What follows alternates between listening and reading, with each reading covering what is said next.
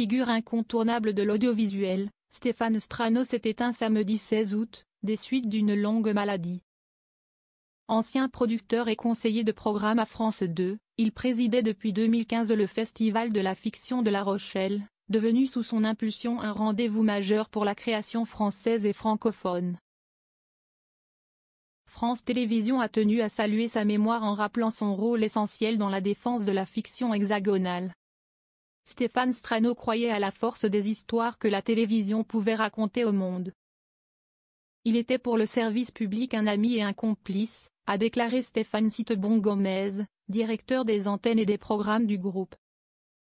Un passionné au service de la fiction. Anne Holmes, directrice des programmes et de la fiction française, a souligné de son côté un talent immense qui a mis son intelligence au service de France Télévisions ces dernières années. Au fil des ans, Stéphane Strano a contribué à faire rayonner la création télévisuelle, qu'il s'agisse de projets produits pour le service public ou à travers son rôle de président du Festival de La Rochelle.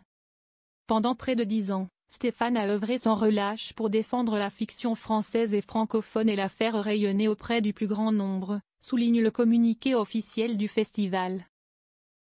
L'équipe organisatrice salue un homme profondément engagé et bienveillant. Il n'était pas seulement le président de notre festival, il en était l'âme bienveillante, le regard attentif, l'énergie rassembleuse.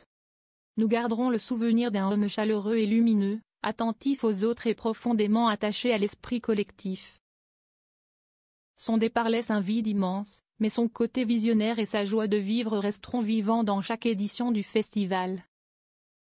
Hommage unanime du secteur de la culture.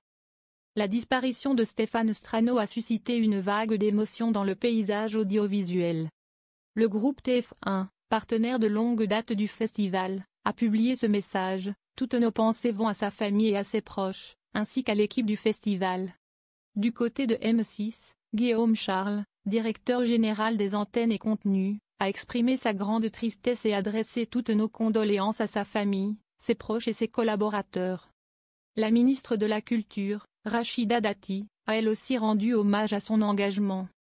La disparition de Stéphane Strano est une immense perte pour la création audiovisuelle française. Producteur visionnaire et président du Festival Fiction pendant près de 10 ans, il a consacré sa vie à défendre la fiction francophone. Mes pensées vont à sa famille et à ses proches. Malgré cette perte immense, l'édition 2025, prévue du 16 au 21 septembre, sera maintenue et sera présidée par l'écrivaine Virginie Grimaldi.